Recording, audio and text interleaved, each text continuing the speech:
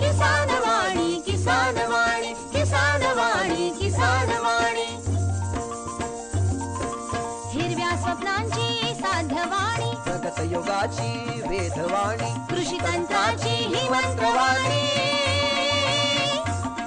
किसान वाणी, किसान वाणी, किसान वाणी, किसान वाणी. सफल शेतीची भाष्यवाणी, पेरन काढन सांगे वाणी, शेती सुखाची आधारवाणी.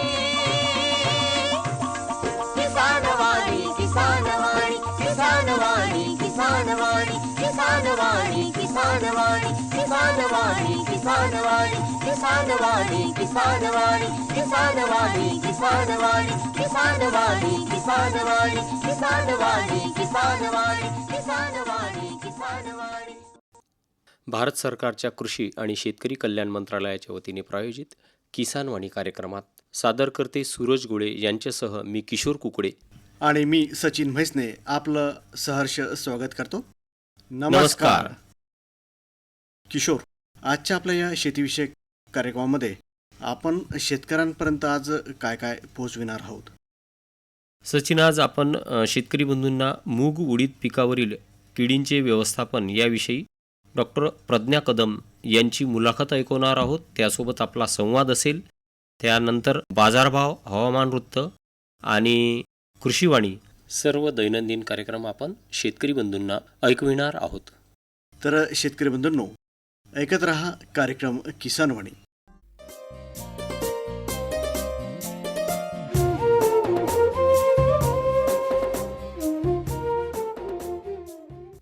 तर किशोर, आपण बघतो की गेल्या 8-10 दिवसापासून जो पाऊस आहे तो थांबलेला आहे आणि जो हवामानाचा जो अंदाज आहे तो आता आपल्या शेतकऱ्यांपर्यंत आपल्याला द्यायचा आहे. नक्कीच. तर शेतकरी बंधूंनो, जाणून घेऊया उद्याचा हवामानाचा अंदाज.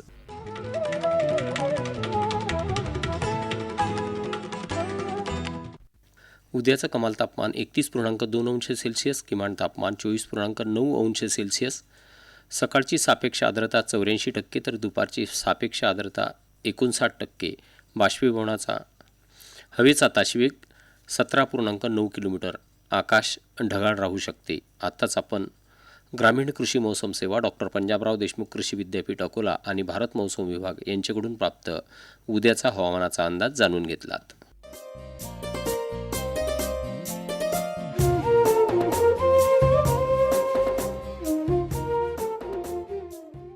शेतकरी बंधूंनो, ऐकूया दैनंदिन कृषीवाणी. वाचक स्वर आहे संपदा ढोके यांचा. शेतकरी बंधू भगिनींनो, नमस्कार. ऐकूया कृषीवाणी. मंडळी, कृषीवाणीमध्ये आज आपला विषय आहे तणनाशके वापरताना घ्यावयाची काळजी, आणि याबद्दल आपल्याला माहिती प्राप्त झालेली आहे कृषी विज्ञान केंद्र सेलसुरा यांच्याकडून. मंडळी, तणनाशके वापरताना लेबल नीट वाचून घ्यावे. तणनाशक शिफारस केलेल्या मात्रेनुसार आणि वेळेनुसार वापरावे. ढगाळ आणि पावसाळी वातावरण तसेच धुके किंवा पाऊस असताना तणनाशकाची फवारणी करू नये. वारा नसताना आणि जमिनीत ओलावा असताना उगवणपूर्व तणनाशकाची फवारणी करावी. फवारणीकरिता स्वच्छ पाणी वापरावे. कडक उन्हात उगवण पश्चात फवारणी टाळावी. जमिनीत ढेकळे असल्यास तणनाशक ढेकळाखाली उगवणाऱ्या तणापर्यंत पोहोचू शकत नाही. पर्यायाने तणाचे पूर्णपणे नियंत्रण होत नाही. उगवणपूर्व तणनाशकाची फवारणी पेरणीच्या दिवशी किंवा दुसऱ्या दिवशी पिकाचे बी मातीने व्यवस्थित झाकल्यानंतरच करावी. अंकुरण झाल्यावर फवारणी करू नये. उगवणपूर्व तणनाशके फवारताना तणांची उगवण झालेली नसावी.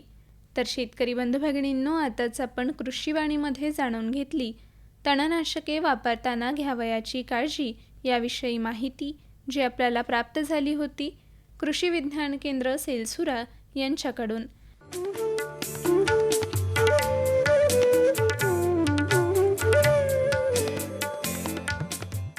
किशोर, आजच्या आपल्या कार्यक्रमाचा जो एक मुख्य विषय आहे त्याकडे आता आपण वळणार आहोत. नक्कीच. तर शेतकरी बंधूंनो, ऐकूया मूग उडीद पिकावरील किडींचे व्यवस्थापन याविषयी डॉक्टर प्रज्ञा कदम, कडधान्य संशोधन विभाग, कीटकशास्त्रज्ञ डॉक्टर पंजाबराव देशमुख कृषी विद्यापीठ अकोला यांची सचिन म्हैसने यांनी घेतलेली मुलाखत. शेतकरी बंधूंनो, आज आपल्या या आकाशवाणीच्या स्टुडिओमध्ये डॉक्टर प्रज्ञा कदम, कडधान्य संशोधन विभाग, कीटकशास्त्रज्ञ डॉक्टर पंजाबराव देशमुख कृषी विद्यापीठ अकोला हे आलेले आहेत. आणि आज आपण त्यांच्याकडून मूग आणि उडीद पिकावरील किडींचे व्यवस्थापन या विषयावर त्यांच्याकडून जाणून घेणार आहोत. तर मॅडम नमस्कार.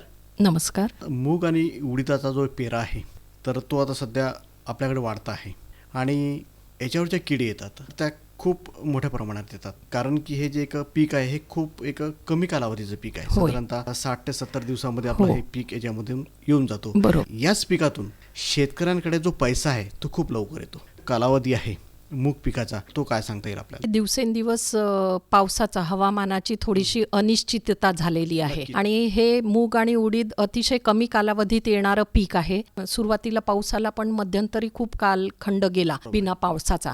शेतकरी थोडंसं मुगा उडदाला काळजी करतं की नाही बा, कमी दिवसाचं पीक आहे आणि पाहिजे तेवढा पाऊस झालेला नाही आहे. त्याच्यामुळे मग शेतकरी मूग आणि उडीद घेण्यासाठी थोडेसे विचार करतात, घ्यायचं की नाही घ्यायचं. कारण तर पिकामध्ये कालावधी जो आहे किंवा जी वेळ आहे पेरणीची हो. ती खूप महत्वाची आहे. खूप महत्वाची, कारण अगदी की बरोबर. याच्यामध्ये जर का वेळ झाली जास्त, बिलकुल. जर का आपण नंतर जर का याची पेरणी केली बरोबर तर आहे. त्याचा जो एक उत्पादन जे असते ते पण कमी कमी मिळतं होतं. आणि जी किडी किंवा ज्या रोगराई असतील खूप मोठ्या प्रमाणात याच्यामध्ये येतात. बिलकुल बरोबर. आपण मुख्यतः शेतकऱ्यांना सांगतो की 7 जुलैपर्यंतच मुगा उडदाची पेरणी करावी, मुख्यतः मुगाची तरी.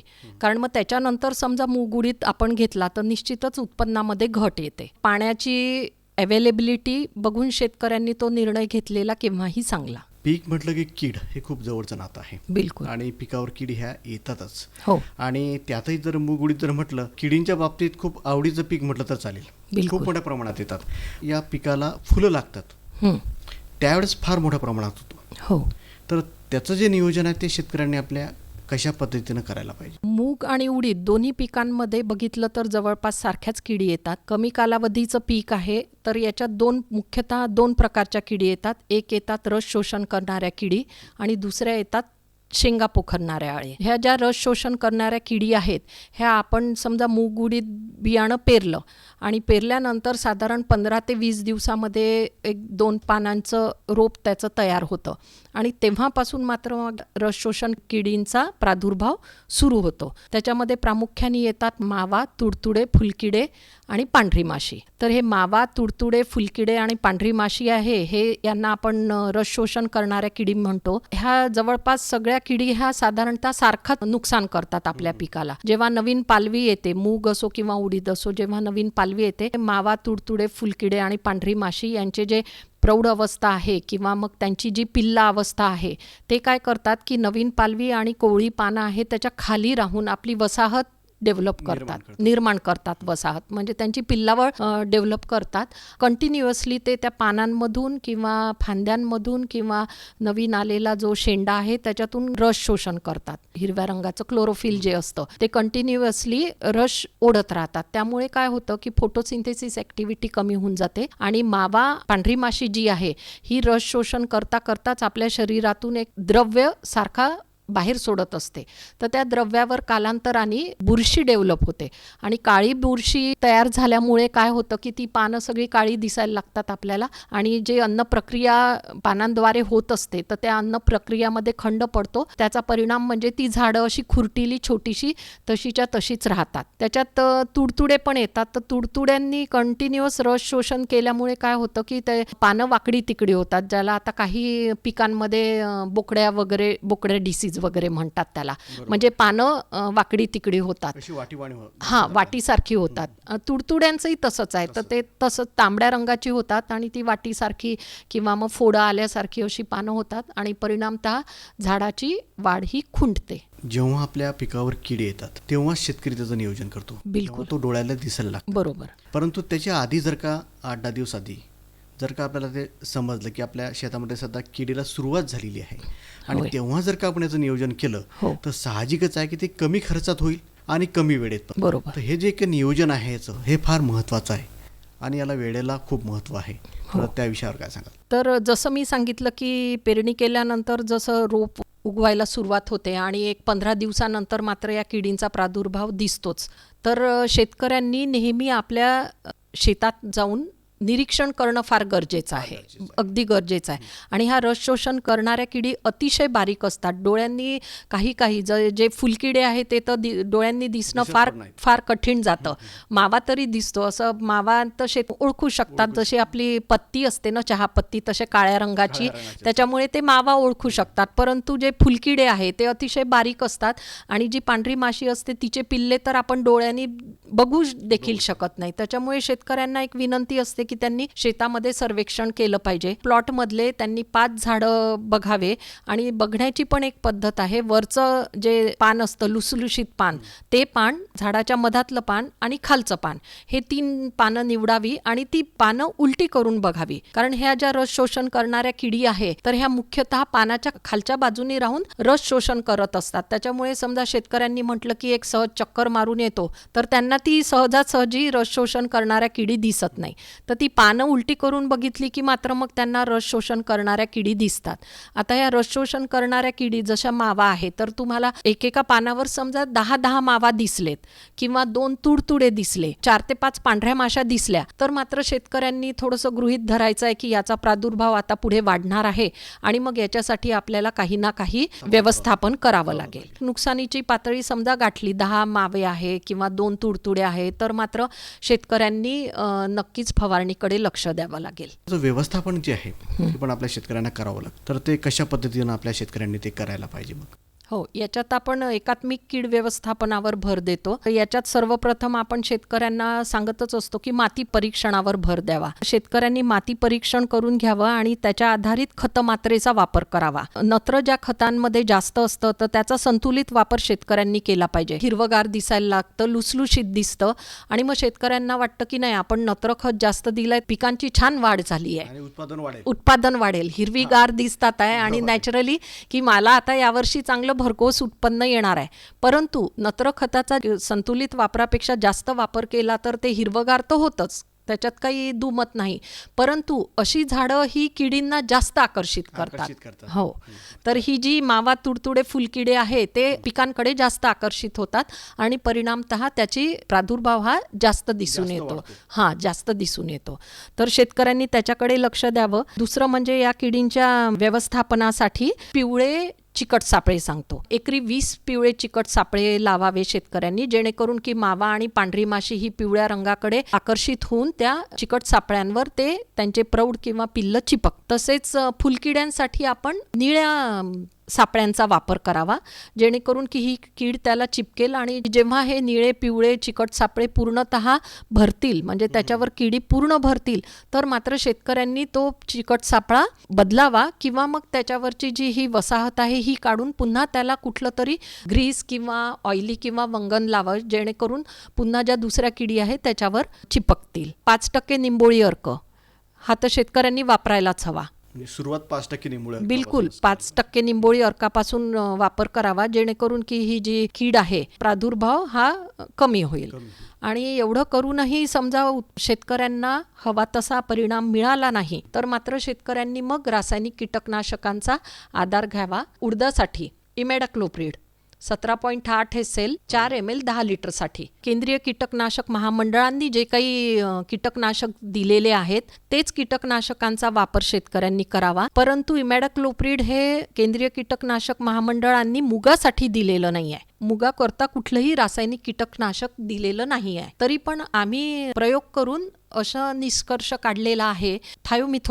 थायोमिथोक्झॅम मार्केटमध्ये पावडर मिळते, 20% WG येते. हे थायोमिथोक्झॅम तुम्ही 4 ते 5 ग्रॅम 10 लिटर पाण्यामध्ये चांगली मिक्स करून फवारली तर मग मुगावर याचा चांगला परिणाम होतो आणि परिणामतः ह्या किडींपासून आपल्याला सुटकारा मिळते. शेंगा पोखरण्याचं पण प्रमाण याच्यामध्ये खूप राहतं. हो, त्या विषयावर काय सांगाल? कळ्या, फुलं आणि शेंगा लागतात तेव्हा ह्या शेंगा पोखरणाऱ्या अळ्यांचा प्रादुर्भाव आपल्याला मुगा किंवा उडदावर दिसून येतो. दोन्ही याच्यात सारख्याच प्रकारच्या किडी येतात. तर त्याच्यात सगळ्यात पहिले की पानं खाणारी स्पिंजी अळी. आता ही स्पिंजी अळी कशी ओळखायची? ही आपली घाटे अळीपेक्षा थोडीशी मोठी असते चांगली आणि तिला मागच्या बाजूनी एक असा शिंग टाईप असतं आणि ही जी अळी आहे ही खूप व्होरॅशियस फीडर असते. ही खूप पानं खाते. त्याच्यामुळे परिणामतः काय आहे, मूग आणि उडदाला मोठी मोठी छिद्र दिसतात. परंतु यामुळे तुमचं आर्थिक नुकसान काही होत नाही. प्रादुर्भाव समजा खूप जास्त वाढला तर पुन्हा मग फोटोसिंथेसिस ॲक्टिव्हिटी कमी होते. पहिले स्पिंजिड अळी, दुसरी येते आपली घाटे अळी किंवा तुरीवरील शेंगा पोखरणारी अळी, ज्याला आपण हेलिकोअर्पा आर्मिजेरा म्हणतो, आणि ही शेतकऱ्यांना चांगली परिचितच आहे. अनेक पिकांवर ही येते, त्याच्यामुळे आपण हिला बहुभक्षीय अळी सुद्धा म्हणतो. तर ही जी हेलिकोअर्पा आर्मिजेरा असते ही कळ्या, फुलं आणि जेव्हा शेंगा लागतात तेव्हा त्या शेंगांच्या आतमध्ये जाऊन तिची एक पद्धत आहे खाण्याची किंवा नुकसान करण्याची, तर ती आपलं स्वतःचं तोंडाकडील अर्धा भाग ही शेंगांमध्ये टाकते. परिणामतः आतमधली सगळी दाणी ही हेलिकोअर्पा अळी पूर्ण खाऊन फस्त करते आणि त्याच्यामुळे निश्चितच उत्पन्नात घट आहे. त्याच्यानंतर तिसरी येते ठिपक्यांची शेंगळी किंवा शेंगा पोखरणारी अळी, ज्याला आपण मारुका स्पीसीज म्हणतो. आता ही हेलिकोअर्पा आर्मिजेरा अळी तर शेतकऱ्यांना ओळखूच येते, आणि ही जी मारुका अळी आहे ही आकाराने अतिशय लहान असते आणि पांढऱ्या रंगाची असते आणि पारदर्शक असते, आणि तिच्या पाठीवर, या अळीच्या पाठीवर असे काळ्या रंगाच्या जोड्या अशा ठिपक्या पूर्ण शरीरावर असतात. आता ही झाली ओळख. याच्यावरून शेतकरी ओळखू शकतो की हेलिकोअर्पाची अळी कशी असते आणि मारुकाची अळी कशी असते. आता ही जी मारुकाची अळी आहे ही काय करते की शेंडे, फुलं आणि शेंगा खाते, आणि खाता खाताच ही त्यांचा झुपका करून रेशीमसारखं त्याला कव्हरिंग करते, आणि परिणामतः त्या शेंगांचा, फुलांचा आणि पानांचा असा झुपका तयार असतो. कातिंग जसं आप जाळं तयार करते तशी ही अळी खाता खाताच जाळं तयार करते. त्याच्यामुळे शेतकरी दुरून सुद्धा ओळखू शकतात की आपल्या ह्या मुगावर आता ही मारुका अळी आलेली आहे. असे परिणामतः दुरूनच असे झुपके दिसतात, आणि मग त्याच्यात ती राहून फुलं, कळ्या आणि शेंगांमधले दाणे खाते. त्याच्यामुळे ही पण एक एवढ्या 3-4 वर्षामध्ये या किडीचा, मारुका अळीचा प्रादुर्भाव हा मोठ्या प्रमाणात मुगा आणि उडदावर वाढलेला आहे. आता हेलिकोअर्पा आर्मिजेराचं व्यवस्थापन करायचं म्हणजे आपण कामगंध सापळे शेतकऱ्यांना सांगतो की तुम्ही एकरी कामगंध सापळे 2 लावा सर्वेक्षणासाठी, आणि तुम्हाला समजा त्याचा व्यवस्थापनासाठी हवं असेल तर तुम्ही एकरी 5 लावा. फेरोमोन सापळे लावताना हेलिकोअर्पासाठी हेलिल्युअर और हेक्झॅल्युअर मिळतं मार्केटमध्ये, ते शेतकऱ्यांना लावायचं आहे, आणि रोज बघायचं आहे की त्या सापळ्यांमध्ये कंटिन्युअस रोज 8 ते 10 नर पतंग येत असतील तर मात्र शेतकऱ्यांनी थोडंसं अलर्ट व्हायचं आहे की आता आपल्या शेतामध्ये या किडीचा प्रादुर्भाव हा येणारच, सुरुवात झालेली आहे. आर्थिक नुकसानीची पातळी बघायची आहे. तर या किडींमध्ये आर्थिक नुकसानीची पातळी आहे की पर मीटर रो लेंथ मध्ये शेतकऱ्यांनी बघायचं आहे. 2 ते 3 अळ्या मारुकाच्या दिसल्या तर मात्र निश्चित आर्थिक नुकसानीची पातळी या अळ्यांनी गाठली असं समजावं, आणि मग शेतकऱ्यांनी मात्र रासायनिक कीटकनाशकांचा वापर करावा. तर रासायनिक कीटकनाशकांमध्ये CIB क्लेममध्ये जे इन्सेक्टिसाइड येतात ते शेतकऱ्यांनी वापरायचे आहे. त्याच्यात आपलं येतं क्युनॉलफॉस 25% प्रवाही 30 मिली किंवा क्लोरॅन्टेनिरिपॉल, ज्याला आपण कोराजेन म्हणतो, 18.5% प्रवाही 3 मिली किंवा थायोडिकार 75 WP 15 ग्रॅम किंवा फ्लूबेंडामाइड 20 WG 6 ग्रॅम. तर हे असे रासायनिक कीटकनाशक आहे. हे शेतकऱ्यांनी आलटून पालटून याची फवारणी करावी. मॅडम, तुम्ही आज इथे आलात आणि मूग आणि उडीद पिकावरील किडींचे व्यवस्थापन या विषयावर एक जे एक सखोल मार्गदर्शन आमच्या शेतकऱ्यांना केलं, त्याबद्दल आकाशवाणीतर्फे आणि आमच्या शेतकऱ्यांतर्फे मी आपला आभारी आहे. धन्यवाद. धन्यवाद. आत्ताच आपण डॉक्टर प्रज्ञा कदम, कडधान्य संशोधन विभाग, कीटकशास्त्रज्ञ, डॉक्टर पंजाबराव देशमुख कृषी विद्यापीठ अकोला यांची सचिन म्हैसने यांनी घेतलेली मुलाखत ऐकलीत. विषय होता मूग उडीद पिकावरील किडींचे व्यवस्थापन.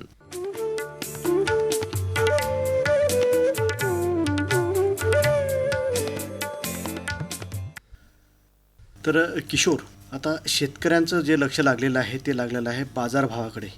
तर शेतकरी बंधूंनो, जाणून घेऊया कृषी मालाचे आजचे बाजारभाव. बाजारभाव प्रति क्विंटलमध्ये कमीत कमी आणि जास्तीत जास्त अशा स्वरूपाचे आहेत.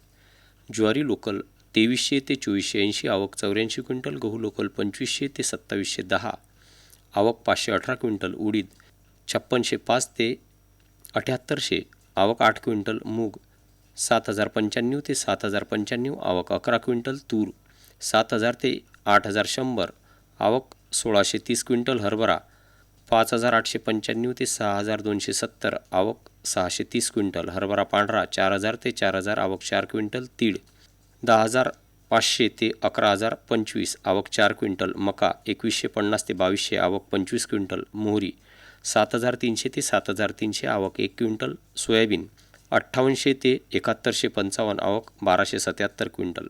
हळद 13,900 ते 16,400, आवक 91 क्विंटल. आत्ताच आपण कृषी उत्पन्न बाजार समिती अकोला यांच्याकडून प्राप्त कृषी मालाचे आजचे बाजारभाव जाणून घेतलेत.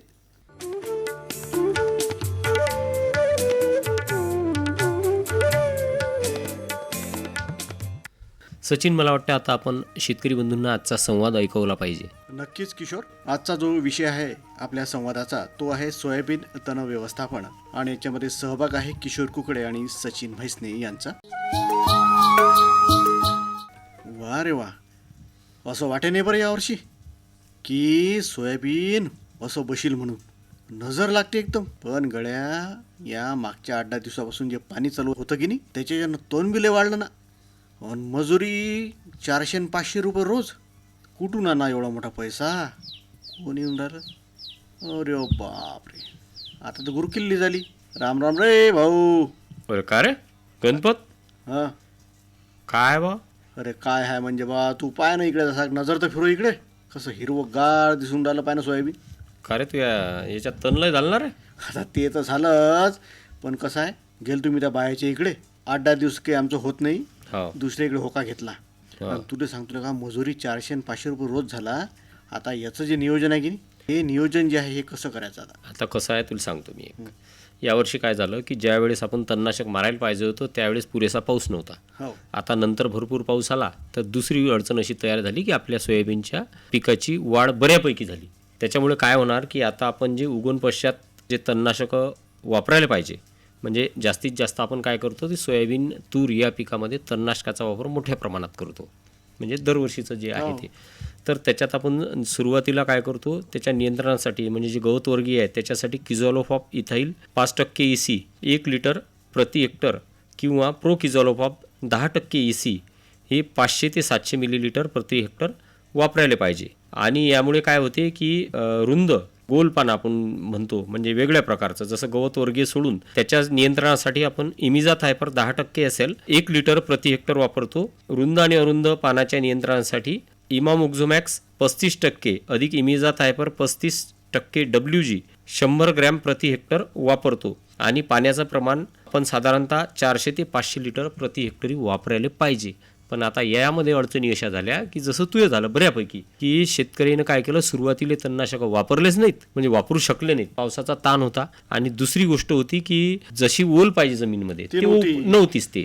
मग नंतर पाऊस आला, तर सलग पाऊस आल्यामुळे काय झालं, आता तणाची वाढ झाली आणि पिकाची वाढ झाली. पण अशा परिस्थितीमध्ये आपण चांगली आंतरमशागत करण्यासाठी डवरणी करून घ्यायला पाहिजे. आणि राहिलेलं जे तण आहे ते आपण खुरप्याच्या म्हणजे मजुराच्या सहाय्यानं काढून घेतलं पाहिजे. तर याच्यामध्ये ज्या शेतकऱ्यांचं सोयाबीन अजूनही लहान आहे किंवा उशिरा पेरणी झालेली आहे, अशा शेतकऱ्यांनी आता मी जे सांगितलं तसं जर समजा वापरलं तर मग काही लोक जे आपल्या गावात राहिले की नाही, हा, आता कसं आहे, पेरणी जे आहे ते मागं पुढे आहे. मागं पुढे आहे. तर मग ज्याची पेरणी मागची आहे त्यानं आता हे तणनाशक जे आहेत याचा वापर करायला पाहिजे. आणि जे आपण पुढे निघालो, समजा आता तू या 3 एकरात भलकसं तण झालं, तर हे तण नियंत्रण करण्यासाठी तुला आता काय करावं लागेल, तुला पर्याय नाही, याची डवरणी करावं लागेल. बैलजोडीच्या साहाय्याने किंवा ट्रॅक्टरच्या साहाय्याने आजकाल करून राहिले. आणि त्याच्यानंतर थोडंफार राहिलेलं जे आहे तासातलं, तर ते तुले आंतरमशागत तुले खुरपणी करून काढा लागेल.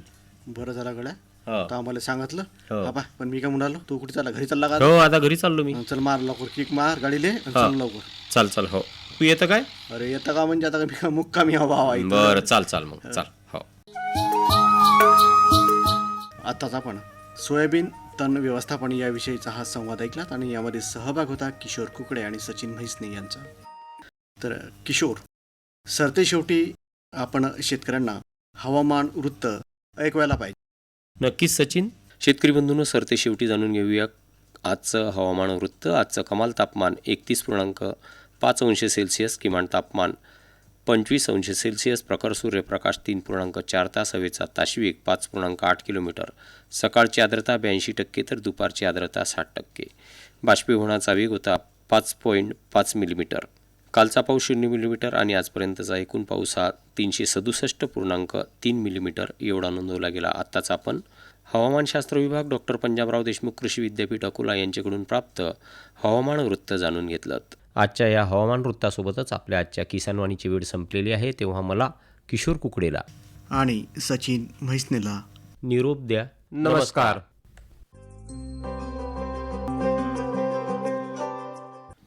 आजच्या किसानवाणी कार्यक्रमाचे सादरकर्ते होते सूरज गोळे. आताच आपण भारत सरकारच्या कृषी आणि शेतकरी कल्याण मंत्रालयाच्या वतीने प्रायोजित किसानवाणी कार्यक्रम ऐकलात.